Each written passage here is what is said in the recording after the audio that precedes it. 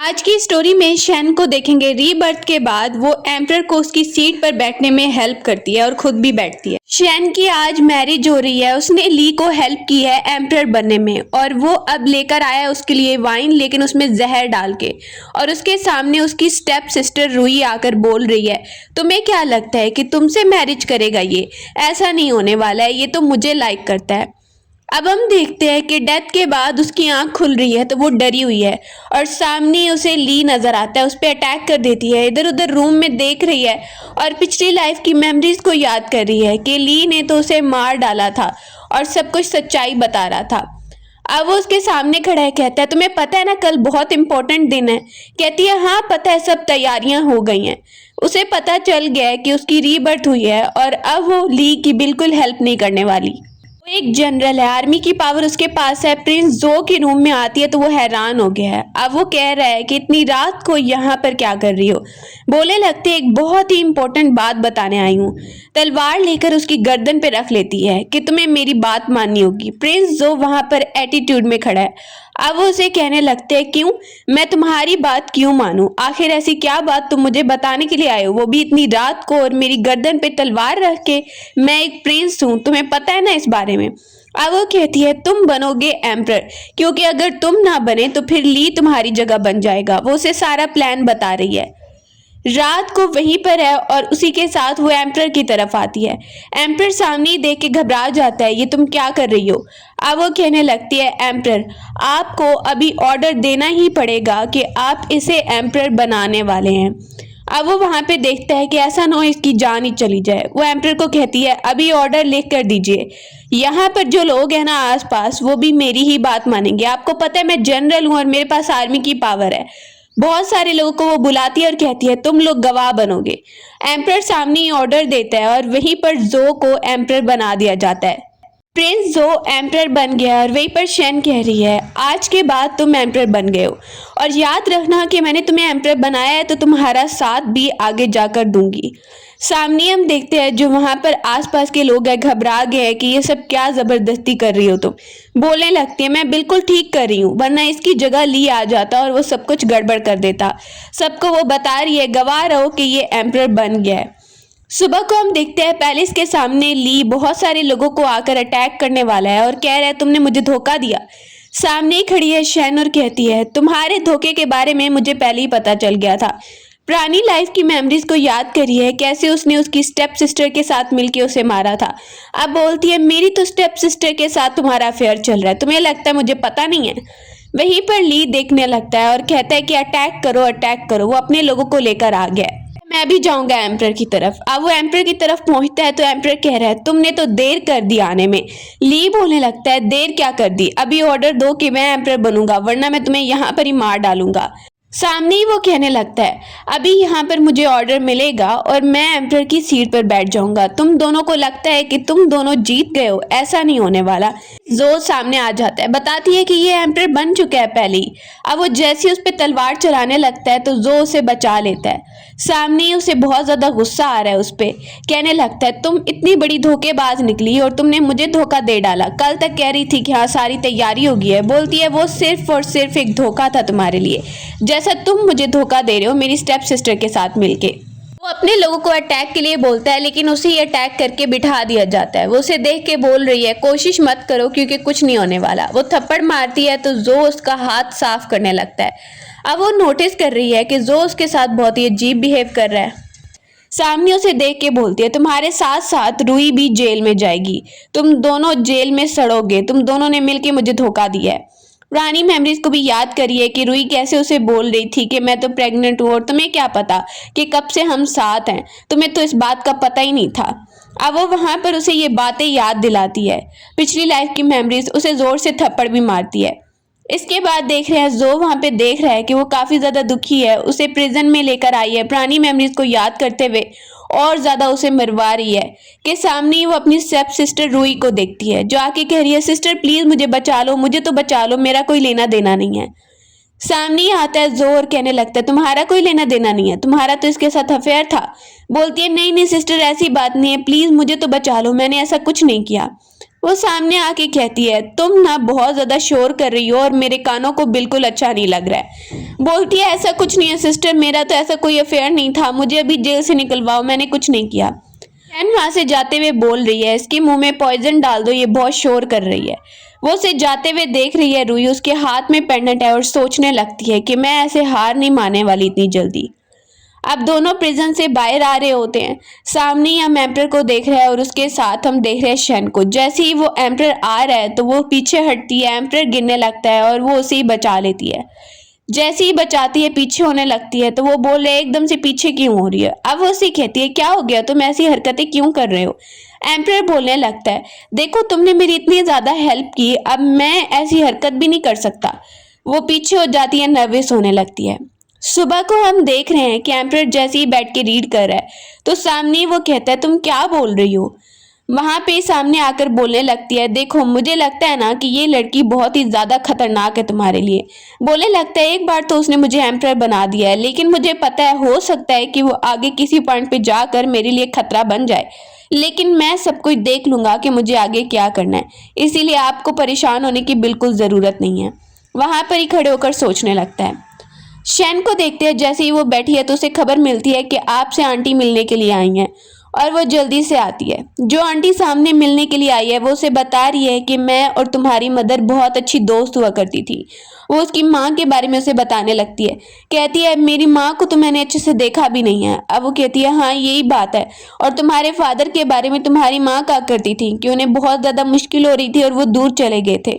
वो उसे पुरानी मेमोरीज के बारे में बताने लगती है। वो उसे बता रही है कि तुम्हारी माँ कितनी ज्यादा तकलीफ में थी, तुम्हारे फादर जो थे वो बहुत ज्यादा दूर हुआ करते थे, पता नहीं क्या वजह थी।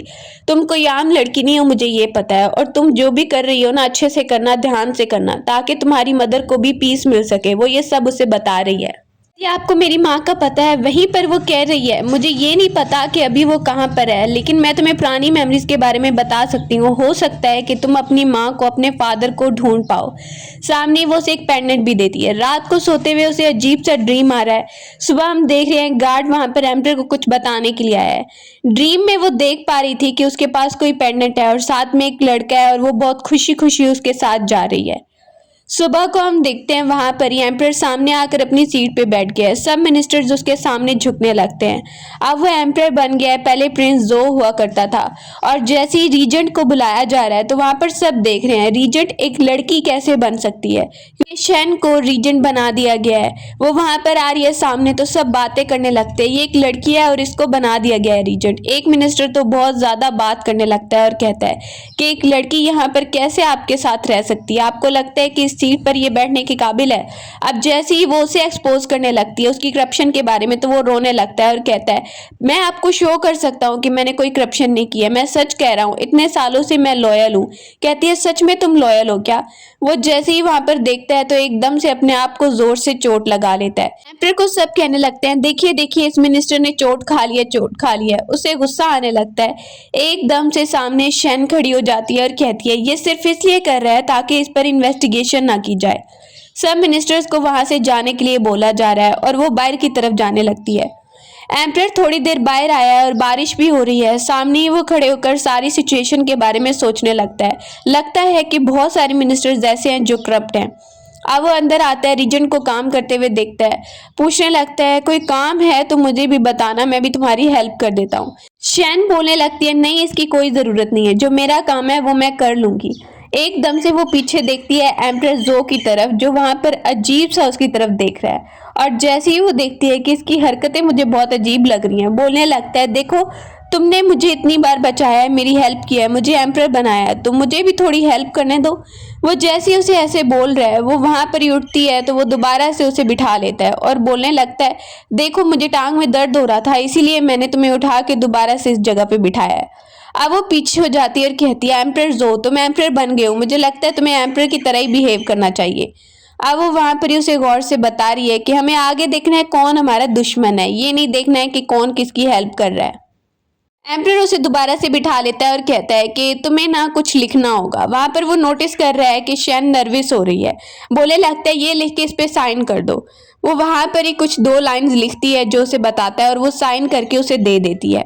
सामने लेके वो खुश हो रहा है। बाहरी प्रिंसेस अंदर की तरफ देख रही है और सोच रही है इस लड़की की हरकतें बिल्कुल ठीक नहीं है, इसको सबक सिखाना ही पड़ेगा।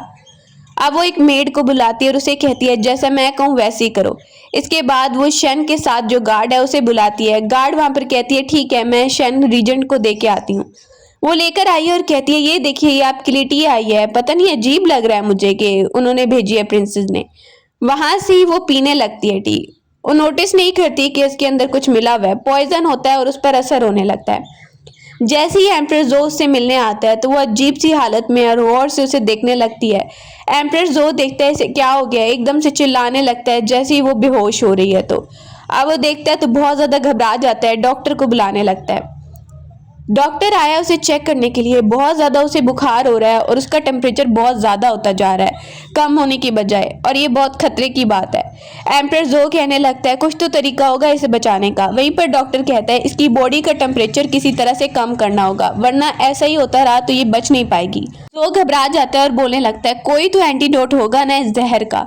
डॉक्टर बता रहा है बनाने में काफ़ी देर लगेगी, लेकिन तब तक इसकी बॉडी का टेम्परेचर कंट्रोल में करना पड़ेगा। एम्पायर वहां पर देखता है और सोचता है जो कुछ भी हो जाए मैं इसे कुछ नहीं होने दूंगा। सामने डॉक्टर बताने लगता है एक तरीका है। वहां पर ही वो डॉक्टर के बताए हुए तरीके पर अमल करने लगता है और देखता है कि शन की तबीयत काफी बिगड़ रही है। दूसरी तरफ शन के साथ जो गार्ड है वो एक लेटर भेज रही है किसी को। सामने ही वो देखता है कि इसका तो बॉडी टेम्परेचर और ही ज्यादा हो गया रात को।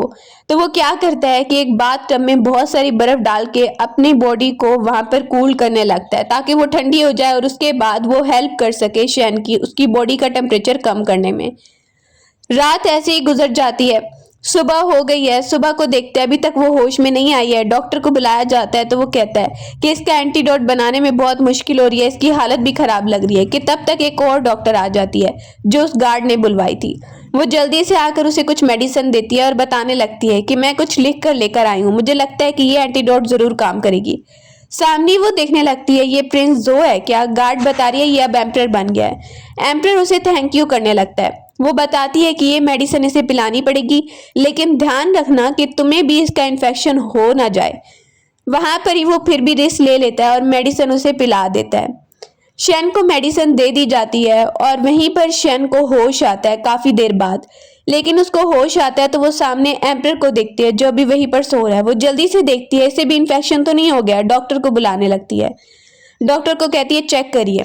वो चेक करके बता रही है नहीं इसे इन्फेक्शन नहीं हुआ, बल्कि लगता है इसे सर्दी हो गई है। डॉक्टर बता रही है इसे ठंड लग गई है, वैसे ये बिल्कुल ठीक है। अब ये बात शन सुनती है तो काफी ज्यादा स्माइल करने लगती है उसे देख के कि इसने कल रात को मेरी कितनी ज्यादा हेल्प की थी। एकदम से उठ जाती है क्योंकि एम्परर जो उठा है और बोलने लगता है क्या हुआ, अभी तो आप बड़ा स्माइल करी थी। अब वो उठ के जाने लगती है तो वो फिर दोबारा से उसे रोक लेता है। बोलने लगती है तुम्हें पता है कि ये सब प्रिंसेस ने करवाया है। अब वो बता रहा है मैं जानता हूँ। उसे देख के बोलती है तुमने कल रात को मेरी बहुत हेल्प की है, इसीलिए मैं तुम पर गुस्सा नहीं हो रही हूँ।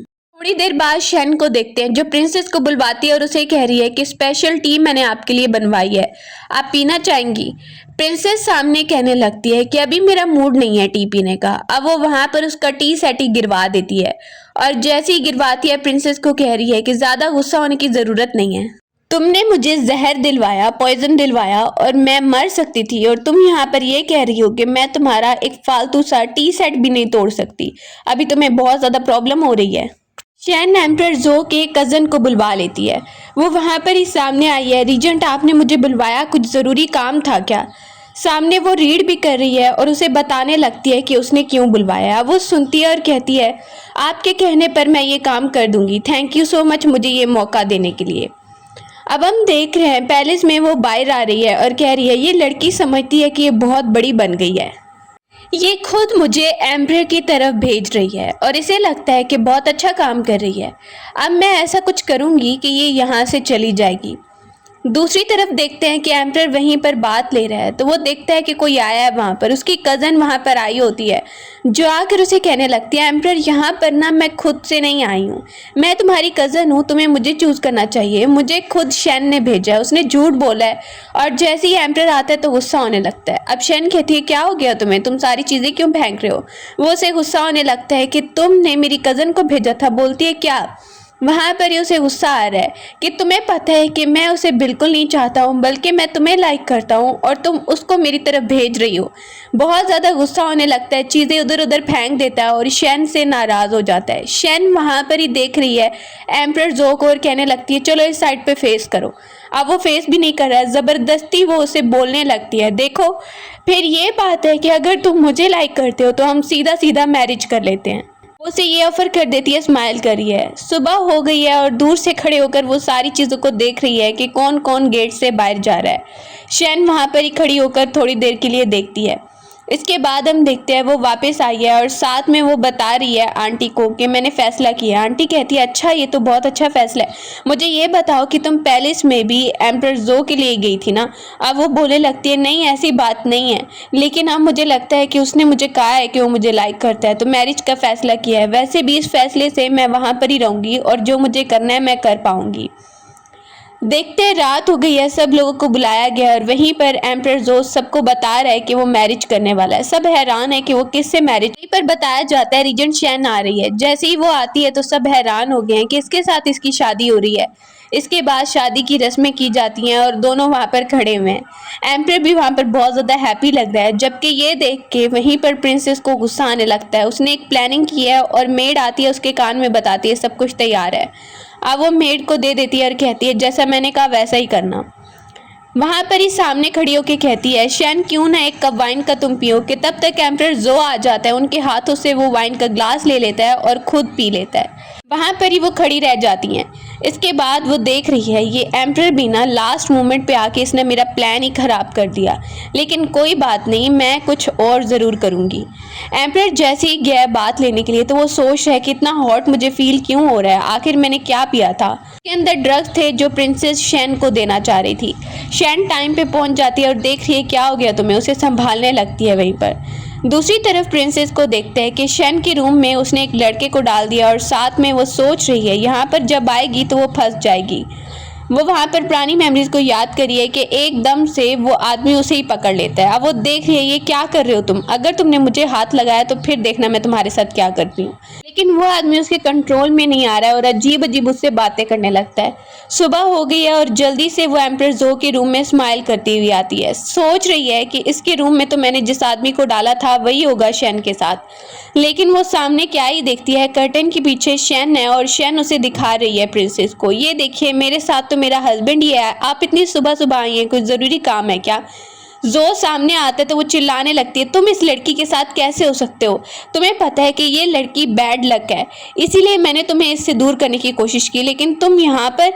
एम्परर ज़ो कहता है आपकी हिम्मत कैसे हुई इसे बैड लक कहने की, अब ये मेरी वाइफ बन चुकी है, आप इसे बैड लक नहीं बोल सकती हैं।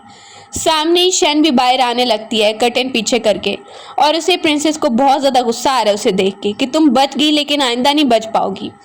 बोलने लगती है तुम एम्परर होते हुए इस लड़की पर भरोसा कैसे कर सकते हो, तुम्हें पता है ये बैड लक है, जब से आई है गलत हो रहा है। अब वो कहती है मुझे बैड लक मत ही बोलना तो अच्छा होगा, बैड लक तो तुम होगी। शैन उसे मारती है और वहीं पर ज़ो कुछ भी नहीं बोल रहा है और खड़ा हुआ है सामने। प्रिंसेस कहने लगती है बचपन से मैंने तुम्हारा ख्याल रखा, मैं तुम्हारी रियल वाली माँ नहीं हूँ, लेकिन बचपन से मैंने ही तुम्हें पाला और तुम अब बड़े होके मेरे खिलाफ जा रहे हो, मैं तुम्हें अच्छी बात बता रही हूँ। बोले लगता है मैं आपको कभी माँ मान नहीं रहा था। वहीं पर शैन कहती है ज़्यादा ना यहाँ पर चिल्लाने की कोशिश मत करो, उसे पीछे गिरा देती है।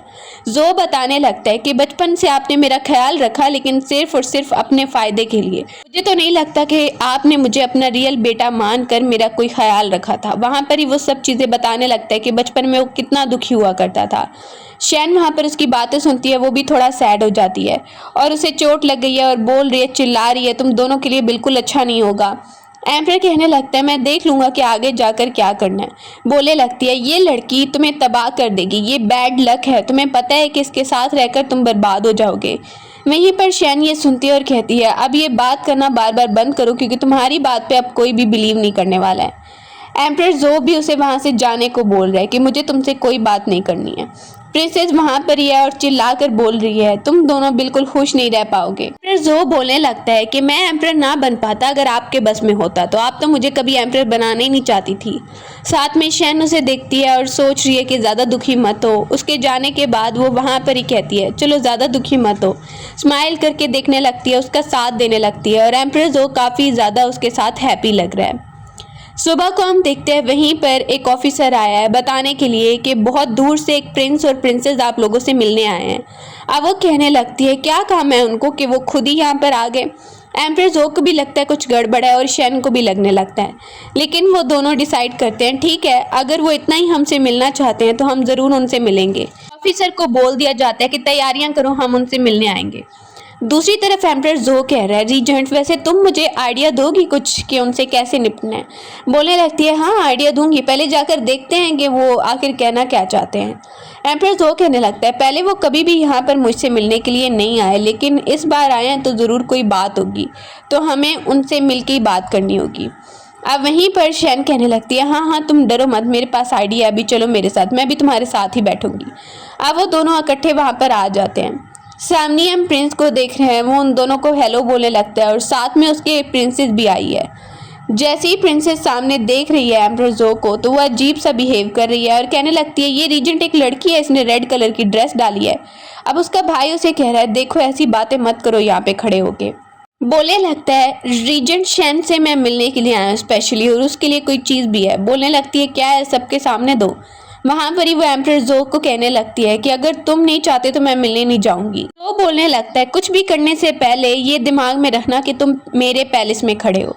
अब प्रिंस वहां पर कहता है मैं कुछ भी गलत नहीं करूंगा, मैं यकीन दिलाता हूँ। इसके बाद उसे मिलने के लिए बोल दिया जाता है। वो रीजेंट शैन से मिलने के लिए आता है, उसे बता रहा है कि मैं यहाँ पर स्पेशली आया हूँ तुम्हें कुछ देने के लिए, एक बहुत ही इंपॉर्टेंट चीज़ है मेरे पास, नेट का एक टुकड़ा है मेरे पास और मुझे लगता है कि वो ज़रूर तुम्हारी मदर का होगा, इसीलिए मैं तुम्हें देने के लिए आया। अब वो ये सुनती है तो काफ़ी ज़्यादा इमोशनल होने लगती है, उसे कहती है ठीक है मैं तुमसे बात करती हूँ। एम्परर जो की तरफ आती है। एम्परर जो उसे देख रहा है क्या हुआ, तुम बहुत ज़्यादा परेशान लग रही हो। वो वहाँ पर ही बोलने लगती है कि प्रिंस के पास मेरी बहुत इंपॉर्टेंट चीज़ है, तुम्हें क्या लगता है मुझे उसकी कोई भी बात मान लेनी चाहिए। एम्परर जो कहने लगता है अगर वो चीज़ तुम्हारे लिए बहुत इंपॉर्टेंट है मैं तुम्हारा साथ दूंगा और कोई भी मुश्किल हुई तो हम मिल के देखेंगे, अगर तुम लेना चाहती हो तो उसकी बात मान लो। पर प्रिंस बॉक्स में वो पेंडेंट का टुकड़ा लेकर आ जाता है और उसे वो देने लगता है। सामने हम देख रहे हैं वो देख रही है एम्परर जो को, जो उसे यकीन दिला रहा है परेशान मत हो। अब प्रिंस उसे ऑफर करता है कि ये पेंडेंट तो मैंने तुम्हें दिया, लेकिन इसके बदले में तुम्हें मेरे साथ चलना होगा और मेरे फादर को ठीक करना होगा, वो बहुत बीमार है। शैन वहीं पर कंफ्यूज है और एम्परर की तरफ देखने लगती है। एम्परर वहीं पर उसका साथ दे रहा है कि अगर तुम्हारा दिल चाहता है तो तुम एक्सेप्ट कर सकती हो इसकी ऑफर। वहां पर ही प्रिंस कहने लगता है चलो चलो मैं तुम्हें पेंडेंट दिखाता हूँ। वो वहां पर उसे पेंडेंट का दूसरा हिस्सा दिखाने लगता है, ये देखो तुम्हारी मदर क्या है, मुझे यही लगता है, तुम्हें देख के मैं पहचान गया था। तुम्हारी मदर कई सालों पहले वहां पर आई थी जब मैं छोटा हुआ करता था, उनके साथ एक लंबा सा कद का एक लड़का भी था, शायद उनका हस्बैंड होगा जिनके साथ वो आई थी, लेकिन अब मुझे नहीं पता वो कहाँ पर है। अब वो उसे पेंडेंट देता है तो वो उसकी ऑफर एक्सेप्ट करते हुए बोलती है। शैन बोलती है लेकिन याद रखना अगर तुमने मेरे साथ कुछ भी करने की कोशिश की तो तुम्हें बिल्कुल जिंदा नहीं छोड़ा जाएगा। साथ में एम्परर भी उसे गौर से देखने लगता है और ये बात प्रिंस सुनता है और कहता है नहीं नहीं मैं तुम्हारे साथ कुछ नहीं करूंगा, मैं सिर्फ ये चाहता हूँ कि मेरे फादर जो बीमार हैं वो ठीक हो जाए। अब वो वहां पर ही बोलती है ठीक है मैं उनकी तरफ जाऊंगी, उन्हें ठीक करने की कोशिश करूंगी। इसके बाद हम वहीं पर देख रहे हैं एम्परर को जो बैठा हुआ है और उसके साथ शैन भी बैठी है। सामने प्रिंसेस जो खड़ी है वो लेकर आती है एक कप और कहती है एम्परर चलो तुम मेरे साथ ड्रिंक करो। एम्परर दूर से देख रहा है कि शैन तो उसके भाई के साथ बैठी हुई है और वहां पर बैठकर उसके साथ ड्रिंक कर रही है प्रिंस के साथ, और वो कप में जो वाइन है वो पी लेती है। एम्परर को बहुत ज्यादा जेलसी हो रही है और वो भी पीने लगता है ये देख के। वहां पर ही बात करिए एक और कप पिए क्या। एम्परर को बहुत ज्यादा अजीब लगने लगता है और थोड़ी देर बाद वो उसे अंदर लेकर आता है, उस पर गुस्सा होने लगता है कि तुम ये सब क्या कर रही थी। शैन वहां पर ही उसे गौर से देख रही है, बोलने लगता है तुम उस प्रिंस के साथ ज्यादा फ्री नहीं हो सकती और तुम ये कर रही हो ना वो बिल्कुल भी ठीक नहीं है। वहां पर ही वो थोड़ी देर उससे बात करता है गुस्से में और कहता है कि ये बिल्कुल ठीक नहीं है, तुम्हें पता है तुम अभी भी मुझे एक फ्रेंड समझ रही हो या सच में लाइक करती हो, मुझे तो नहीं लगता सच में लाइक करती हो वरना ये हरकतें नहीं करती। वहां पर ही वो उसकी डांट सुनती है और थोड़ी देर बाद वो वहां से चला जाता है। पुरानी मेमोरीज को वो याद करी है जब वो लड़ा करती थी और लड़ाई करते हुए अपनी तलवार कैसे चलाया करती थी। उसकी तबीयत काफी खराब हो गई है और जैसे ही वहां पर एम्परर ज़ो को पता चलता है तो गार्ड आके बता रही है, लगता है कि शन की तबीयत काफी खराब है, उन्हें पता नहीं एकदम से क्या हो गया है। शन दोबारा से बेहोश हो गई है, उसे चेक किया जाता है तो उसे पता चल रहा है कि इसे पॉइजन मिला है और वो पॉइजन ट्रांसफर हुआ है कहीं से। इतना ज्यादा असर नहीं हुआ लेकिन हाफ असर हो गया है। अब उसे याद आने लगता है जो वाइन उसने पी थी उसका ट्रांसफर तो नहीं हो गया उसकी तरफ, और जो वाइन उसने पी थी उसमें पॉइजन था।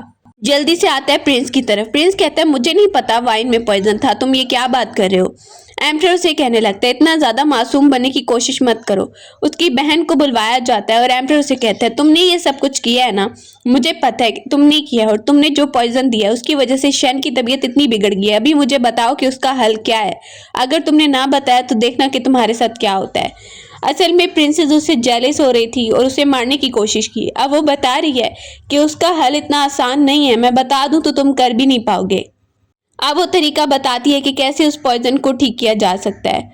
वहां से ही एम्परर ज़ो आ रहा है और देखता है कि शन की तबीयत काफी ज्यादा खराब है। वो सामने देखने लगता है, अभी तक बेहोश है, अब मुझे कुछ तो करना ही पड़ेगा, मैं ऐसे ऐसे नहीं छोड़ सकता। वो अपना ब्लड यूज करने लगता है। बताया गया था कि ब्लड यूज करना पड़ेगा, अपना हार्ट ब्लड।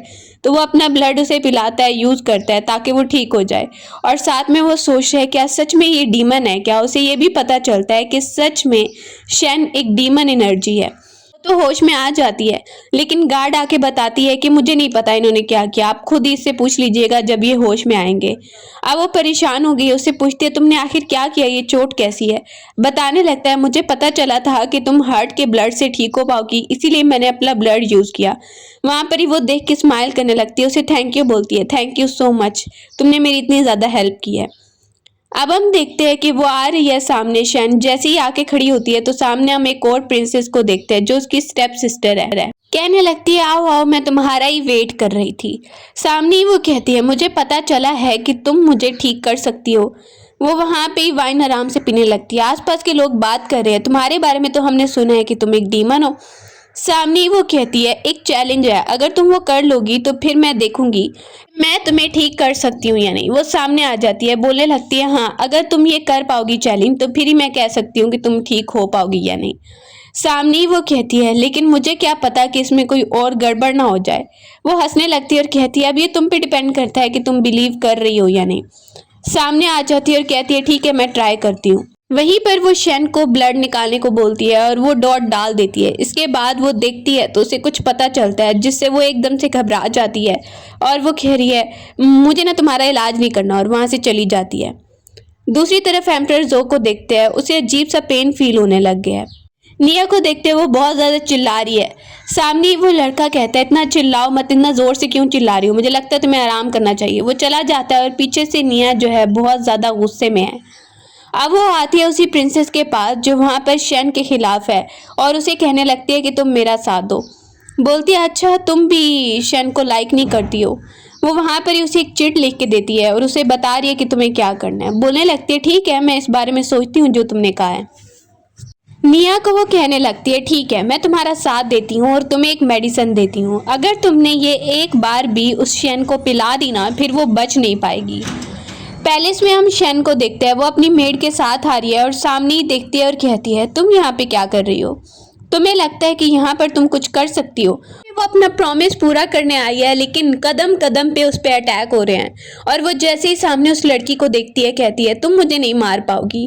वहां पर ही उसके साथ ही रोक लेते हैं उन मेड्स को, आगे की तरफ जा रही है लेकिन आगे जाकर भी उसे पकड़ लिया जाता है। अब उसे होश आता है तो सामने वो निया को देख रही है जो उसे मारने के लिए खड़ी है और कहने लगती है पता नहीं एम्परर ज़ो तुम्हें क्यों लाइक करता है। वो हंसने लगती है, कहती है तुम्हारे इस फेस की वजह से लाइक करता होगा ना, ठीक है तो तुम्हें लगता है मैं इस फेस को खराब कर दूं तो फिर वो तुम्हारी तरफ कोई अट्रैक्ट होगा, मुझे नहीं लगता ऐसा होने वाला है।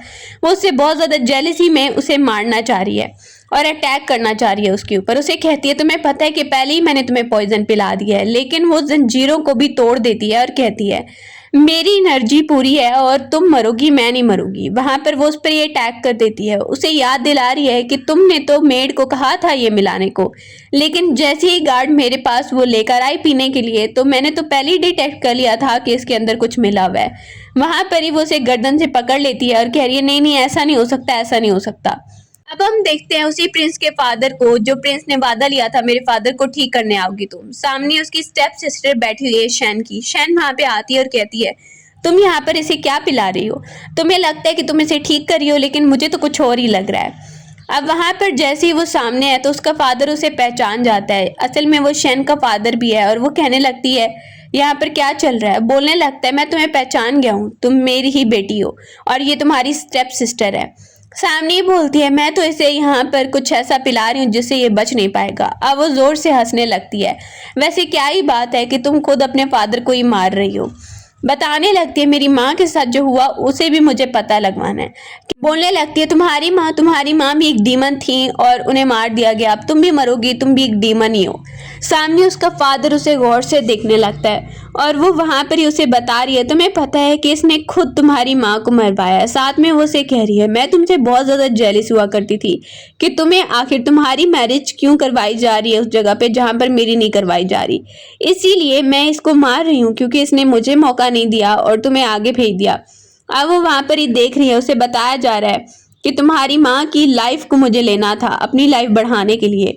वो वहां पर ही उसे पकड़ लेती है अपनी स्टेप सिस्टर को और कह रही है तुम दोनों मिले हुए मेरी माँ को मारने में। वहां पर ही फादर बोलने लगता है बहुत बड़ी गलती होगी, मुझे नहीं पता था कि इस लड़की के लिए मैं इतना कुछ करूंगा और ये आगे जाकर मुझे ही मार डालेगी। वो वहां पर बोलने लगती है मतलब कि आपने अपनी लाइफ बढ़ाने के लिए मेरी माँ को मार डाला, उनकी लाइफ छीनने के लिए ये सब कुछ किया।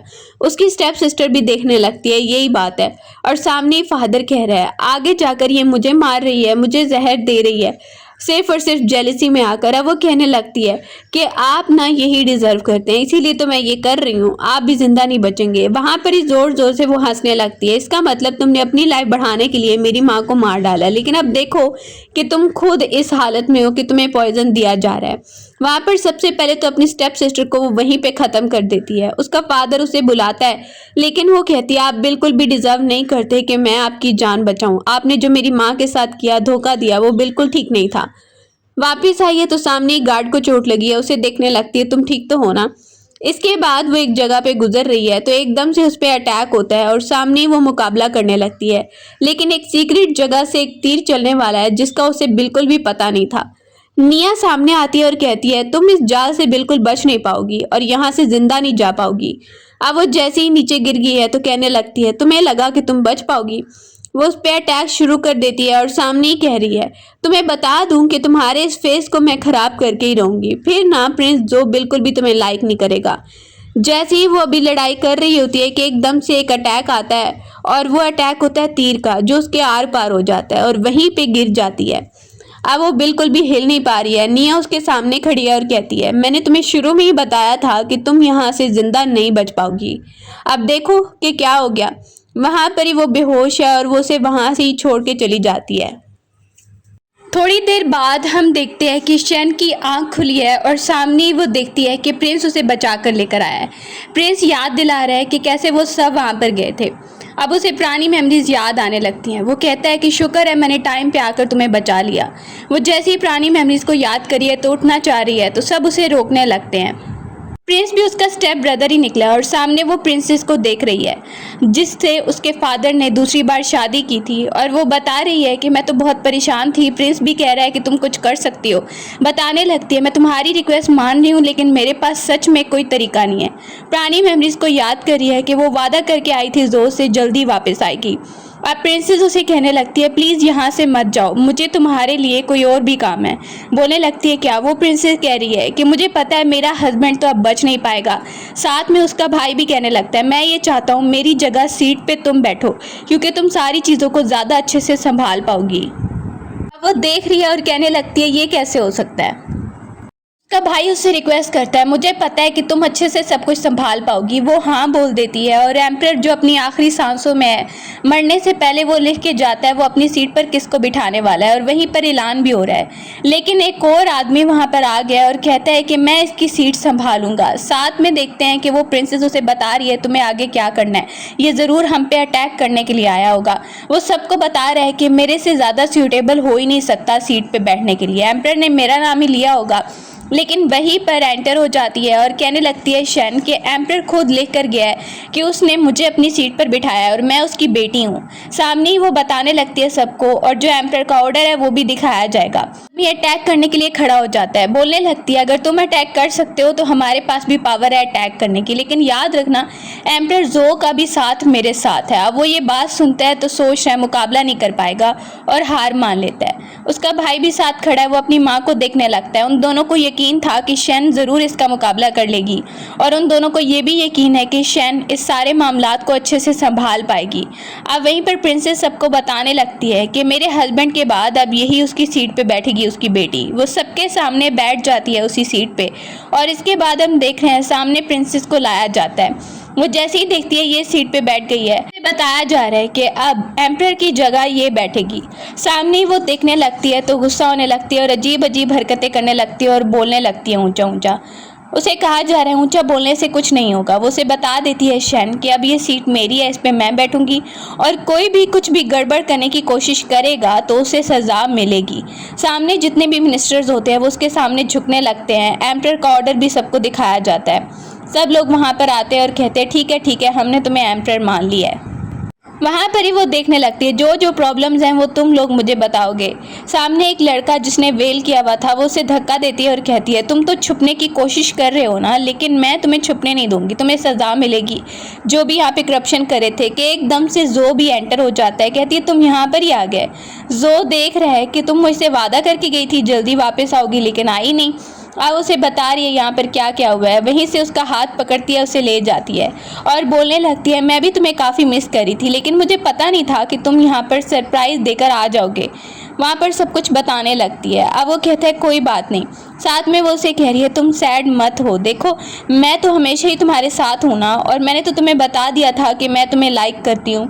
सामने हम देखते हैं वो बहुत ज़्यादा हैप्पी हो जाता है क्योंकि वो बहुत ज़्यादा मिस कर रहा था उसे और जो को भी वो मिस कर रही थी शन। तो जैसे ही जो सो रहा होता है उसे पिछली लाइफ की मेमोरीज याद आ रही हैं कि कैसे उस प्रिंस ने स्टेप सिस्टर के साथ मिलके शन को मार डाला था और वो शन को बचाने आया तो था लेकिन बहुत देर हो गई थी। उस वक्त शन बिल्कुल भी अपने होश में नहीं थी और मर चुकी थी। जो को आने में देर हो गई लेकिन वो उसकी लाश पे आकर बहुत ज़्यादा रो रहा था और बहुत ज़्यादा सैड हो रहा था। ये पिछली लाइफ की मेमोरीज उसे याद आ रही हैं। जैसे ही शन उठती है तो वो कहती है इसका मतलब तुम्हारी भी रीबर्थ हुई है, तुम लास्ट मोमेंट पे आए थे मुझे बचाने के लिए।